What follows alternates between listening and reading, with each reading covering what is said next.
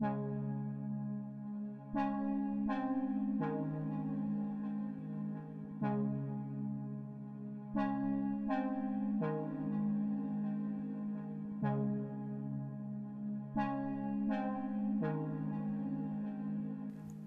superstars are now commonplace in cycling, as younger and younger talent wins bigger and bigger events, and are jumping right from the junior ranks into the World Tour.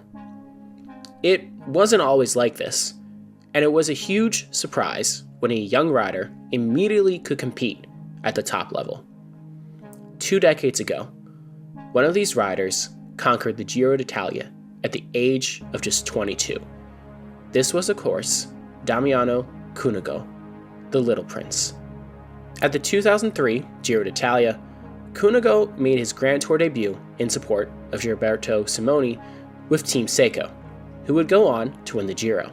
Now, in 2004, Cunego is still riding in support, but the consensus is that if some issue were to befall Simoni, Cunego would be able to make the step up to leader and at least battle for a podium spot.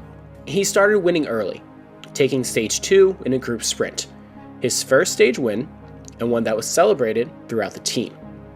The next day, it was Simoni who won and moved into pink, the team leader taking control. And then stage 7 happened.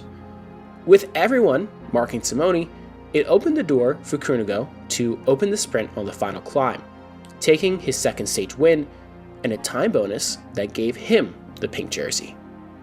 However, he still said what the team wanted to hear. Quote, "I'm really satisfied with the way things went today. I really have to thank Gilberto, who really helped me. He's unquestionably our leader at the Giro." Once the race reached a time trial on stage 13, Jaroslav Popovic took over the race lead, knocking Simoni down to 4th and Cunego into 6th. It's stage 16, a long mountain stage. Seiko launched a plan. With 60 kilometers to go, Cunego attacked from the GC group. With no teammates left, Popovic had to make a call. Does he follow Cunego or stay and watch Simoni, who he considered a bigger threat? He stayed. Cunego used teammates that were further up the road from the day's breakaway to win the stage and take the Maglia Rosa with a lead of 1 minute overall. This meant leadership at the stage of the race has shifted to Cunego, a bittersweet feeling for Simoni. "I was too controlled today, so I sent Cunego. But the real heroes of the day were Mazzolini and Tonti. We told them to go on the break, and they did. We told them to wait for Cunego, and they did.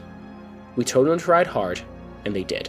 I knew that this might happen, and I wanted something else to happen today. But Seiko still has a jersey." Cunego would also win stage 18, solidifying his lead and establishing himself as the next big Italian general classification rider. Quote, "If they told me a month ago that I would have won the Giro, I would have laughed at them. It seemed to be a goal that was too big.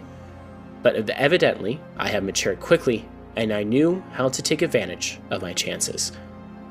Cunego would become the 6th youngest winner of the Giro in history, but the 2004 season wasn't over yet.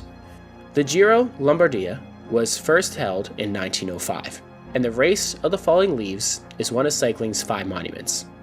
Pulling off winning this and the Giro in the same year would make Cunego a huge success, as if he wasn't one already.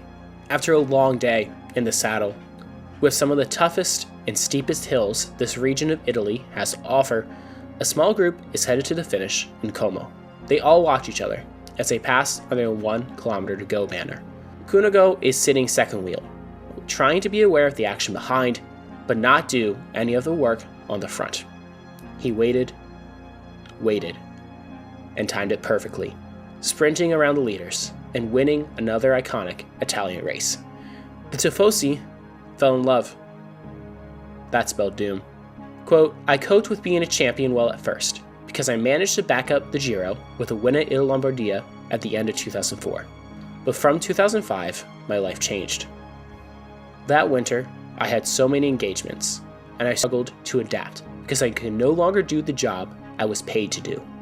I then started to struggle mentally with the expectations. Your body then responds to your mind, and the pressure began to affect my legs. I was burning unnecessary energy because I had become Giro champion, and then I was not the same rider in 2005.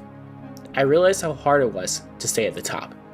I understood that this was the life of a champion. After that Giro, I truly believed I could win 3 or 4 Giros, and I thought it would be quite easy. But winning another Giro, it just never happened. That isn't to say he didn't have more success, of course. So let's look at those other wins. 2008 would be a year of rebirth for Cunego with some big wins. The first was at the Ardennes Classics. Amstel Gold is the biggest Dutch race of the year, and it finishes with a climb of the Kouwberg, where the race is nearly always decided.